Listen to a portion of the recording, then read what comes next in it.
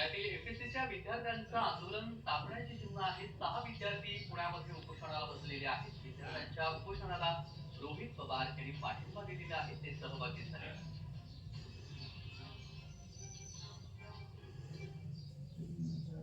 या सगळ्या संदर्भात सविस्तर माहिती जाणून घेऊयात. पुण्यामधून अजिंक्य धायगुडे आमचे प्रतिनिधी जोडले गेलेले आहेत. अजिंक्य, पुण्यामध्ये एमपीएससी विद्यार्थ्यांचं उपोषण सुरू आहे आणि या उपोषणाला रोहित पवार यांनी देखील पाठिंबा दिलेला आहे. ते सहभागी झालेले आहेत या क्षणाच्या.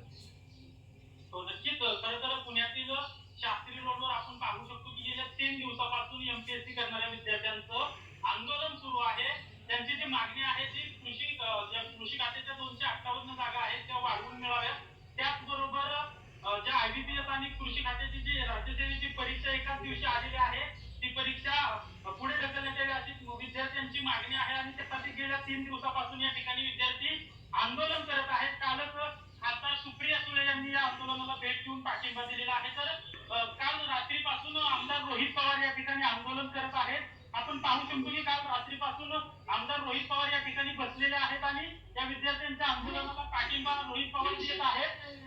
रोहित पवार रात्री या ठिकाणी आले आहेत. रात्रीपासून आपण इथं आज अपेक्षित निर्णय येईल असं वाटतंय का? करावंच लागेल. कारण ईश्वर या विद्यार्थ्यांनी स्वतः एका आंदोलन उभं केलेलं आहे आणि इतकं पाठिंबा देण्यासाठी त्या विद्यार्थ्यांनी एक गोष्ट दाखवली त्याला नक्कीच सरकार आणि आरोग्य नव्हे खरंच अपेक्षा अशी होती की 2 दिवसापूर्वी या विद्यार्थ्यांचा वेळ आहे त्याला त्रास केला गेला आहे. आता 4 जुलै व्हायला पाहिजे होता आधी आमची अपेक्षा होती पर्यंत इथं आता ते परत गेलेले परत आता येणं सुरुवात झालेली आहे. पण 10:30 झाला पाहिजे आणि तो झाला नाही. ही एक चूक आहे. सगळ्या विचारांची मुलं एकत्रित आहेत. कुठेही राजकारण नाही. हे एकत्रितपणे मुलांनी काय ठरवलं हे सरकारला आयोगाला परवडणार नाही. एमपीएससीच्या विद्यार्थ्यांवर वारंवार आंदोलन करण्याची वेळ ती एमपीएससीला कधी झालेलं नाही काय वाटतं? आली पाहिजे. निवडणूक योग्य पद्धतीने केलं पाहिजे. पूर्वीच्या काळामध्ये अशा काही अडचणी येत नव्हत्या. पण मधल्या काळामध्ये काही चुकीचे निर्णय घेतले गेले आणि मग ते नंतर ते घेत गेले आणि मग त्याच्यामुळेच कुठेतरी एक अडचण आली असं आपल्याला वाटायला लागले. आणि काही इतर राज्यामध्ये काही चांगले निर्णय तिथं असणाऱ्या एमपीएससी सारख्या संस्थेने जर घेतलेले ते स्वीकारला काय अडचण आणि मग हे कुठेतरी कमीपणा नंतर जे काही खूप वाढले त्याच्यामुळे कुठेतरी ही अडचण येते. मुलांची भूमिका समजून जर घेतल्यामुळे अडचण येतात ती जर घेतली असतं तर याबाबतचं ट्विट शरद पवारांनी देखील केले. विद्यार्थ्यांच्या प्रश्नावर गांभीर्याने विचार करा अन्यथा मी देखील विद्यार्थ्यांसाठी आंदोलनाला मैदानात उतरेल. 48 तास हे विद्यार्थी इथं बसलेले त्याचे 12-15 तास झाले त्या विद्यार्थ्यांनी काहीच झालेलं नाही. अशा परिस्थितीमध्ये जेव्हा सरकार तरी सुद्धा दुर्लक्ष करत असेल आयोग दुर्लक्ष करत असेल तर मला एका मोठ्या नेत्याने गेले अनेक वर्ष या राज्यामध्ये केंद्रामध्ये काम केलेलं त्याची भूमिका असतं. तुम्ही चूक करताय विद्यार्थ्यांचं दुर्लक्ष करून विद्यार्थ्यांचा आरोग्याचा भविष्याचा प्रश्न आहे त्यामुळे निर्णय घेत असताना तुम्ही जर कमी पडत असतात तुम्ही जर निर्णय तुमच्या काही शाखामध्ये घेणार नसतात तर आम्ही येत आहोत आणि म्हणजे पवार साहेब स्वतः येतात पाठिंबा देणार. इथं बघा क्लास मालक सुद्धा इथं काल रात्रीपासून इथं झोपले विद्यार्थी उपोषण करत आहेत. अनेक लोक इथं उपोषणाला नेतर इथं पाठिंबा देण्यासाठी इथं आलेले त्यामुळे इतर कुठेतरी आता पुढे अजून वेळ घालून घे आणि लोक खरं तर 3 दिवसापासून हे विद्यार्थी आंदोलन करतायत. परीक्षा काही दिवसांवर येऊन ठेपलेल्या आहे. त्या विद्यार्थ्यांचं शैक्षणिक आणि अभ्यासाचं देखील नुकसान होताना पाहिजे.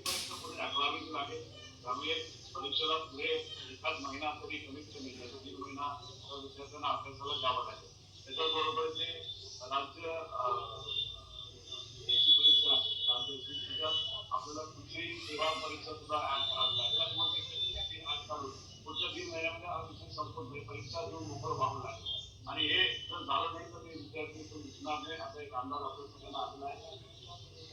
लवकर जेव्हा आर्थिक पेशंट टेस्ट करू नये जर पेशंट बघण्याचा प्रयत्न सरकारने जर आरोग्यानं झाला ते कोणाला. माझा पुढचा प्रश्न तोच होता. आपल्याला अपेक्षित आहे की 10:30 वाजेपर्यंत एमपीएससी कडून योग्य तो निर्णय येईल पण जर निर्णय आला नाही तर एकूणच विद्यार्थ्यांची तुमची भूमिका काय असणार?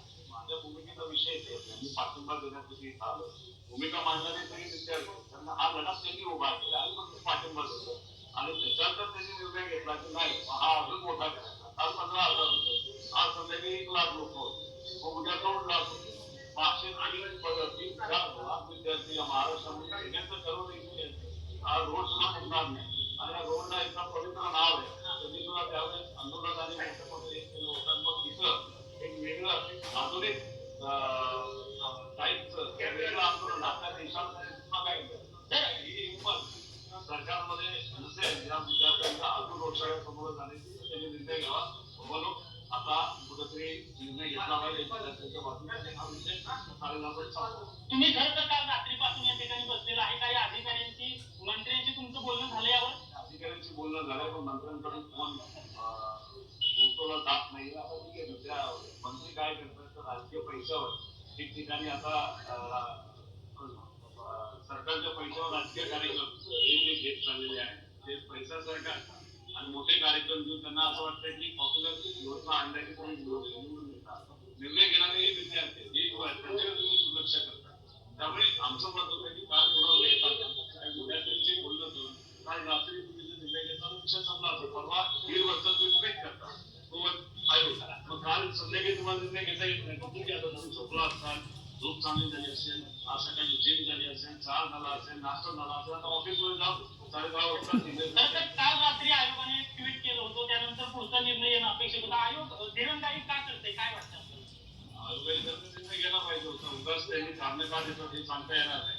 आता सत्तेत असलेल्या लोकांचे प्रेशर आहे का की नाही अजून विद्यार्थ्यांना थोडासा त्रास देऊन मग निर्णय घेऊ असं काय असेल तरी ते आयोगाने सांगावं. तसं नसेल तर निर्णय 10:30 वाजता जाहीर करावा. अंतिम निर्णय येईपर्यंत तुम्ही इथेच असणार आहे विद्यार्थ्यांसोबत? यात माझे वेगळे कार्यक्रम होते ते मुंबईला होते ते मतदारसंघामध्ये होते. शेवटी आपल्या महाराष्ट्राचा विद्यार्थी जेव्हा आंदोलन तिथं करतोय त्यांच्या माध्यमातून उभं राहण्याची भूमिका आमच्या सगळ्यांची असते. सत्तेत असताना आम्ही अनेक निर्णय तिथं मागे लावले. सत्तेत नसताना यांचा आवाज घेऊन तिथं लढलो. आता हे अडचणीत आहेत त्यांच्यामुळे आम्ही तिथे आहोत. त्यामुळे या विद्यार्थ्यांना महाराष्ट्रात शिकायला आणल्यात आणि महाराष्ट्रामध्ये सुद्धा प्रत्येक ठिकाणी आंदोलनाला आता पाठिंबा देत चाललाय. मला कळतं की छत्रपती संभाजीनगर औरंगाबाद काही मुलं आता आंदोलन तिथे करणार आहेत. त्यामुळे आता हे आंदोलन वाढत जाणार. अजून वाढवायचं दिवसाचा निर्णय मुलांच्या बाजूने पुढच्या 2 तासामध्ये या सरकारने घ्यावा. नक्कीच. खरं तर आपण आमदार रोहित पवार यांच्याशी संवाद साधलेला आहे. 10:30 पर्यंत अंतिम निर्णय येईल अशी त्यांना अपेक्षा आहे. छत्रपती संभाजीनगर मध्ये देखील विद्यार्थी आंदोलन करणार आहेत असं देखील त्यांच्याकडून सांगण्यात आलेलं आहे.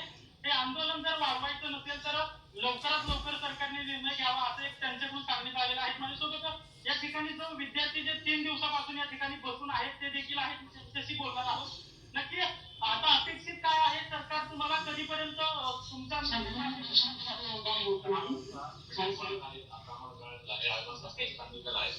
एक 12 वाजेपर्यंत अपेक्षित निर्णय येईल असं आम्हाला अपेक्षा आहे. त्याच्यात काही आमची काही चूक नाही. एका दिवशी बोर्ड परीक्षा तुमची चूक आहे. आम्ही बोर्ड परीक्षेला फॉर्म भरून घेतले. आता लागतो विद्यार्थी परीक्षेपासून वंचित राहतील आणि त्याची मागणी काय की परीक्षा पोस्टपोन करा. त्याच्यामध्ये ऍडमिशनच्या 2-4 लाख ऍड करा 2024 च्या मध्ये. तिथं काही नाही आणि ऑब्जेक्टिव्ह पॅटर्न नुसार विद्यार्थ्यांची शेवटची परीक्षा आहे विद्यार्थ्यांची. तर राज्यसभेच्या जास्तीत जास्त 15% जागा आले पाहिजे. कंपनीची ऍड अजून आली नाही. आता आजच्या निघाला काही दिवसात तिथं ऍड आढळतील. मुलांचे वय वाढतात वगैरे ते फक्त वर्ष अभ्यास करण्याचं वाया होत नाही. खरं तर हे आंदोलन सुरू होण्यापूर्वी तुम्ही विद्यार्थी म्हणून मुख्यमंत्र्यांना देखील भेटला होता. काय मुख्यमंत्र्यांकडून सांगण्यात आलं होतं? मुख्यमंत्र्यांनी आम्हाला आश्वासन दिलं. आमचा मुख्यमंत्र्यांवर विश्वास पण आहे. परंतु आयोग ऐकतच नाही ना. आयोगामुळे अडचण निर्माण झाली. आयोग कुठेतरी राजकारणाची भूमिका घेत आहे.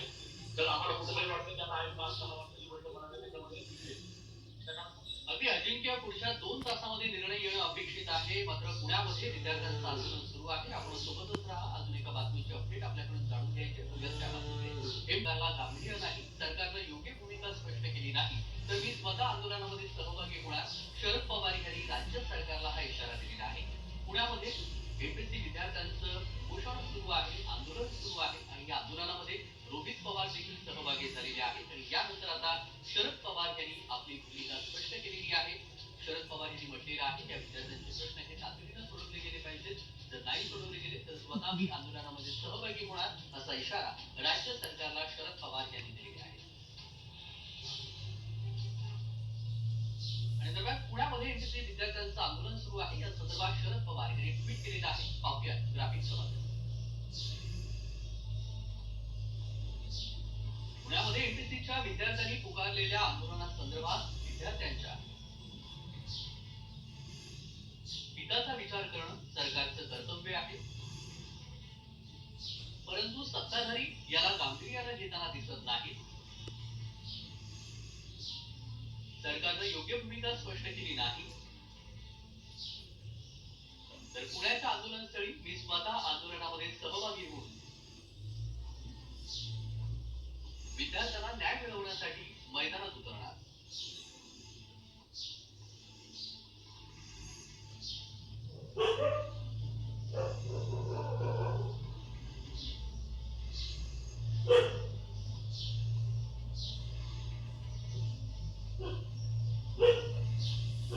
शरद पवार यांचं हे ट्विट आपण पाहतोय. पुण्यामध्ये एसएससी विद्यार्थ्यांचं आंदोलन सुरू आहे आणि या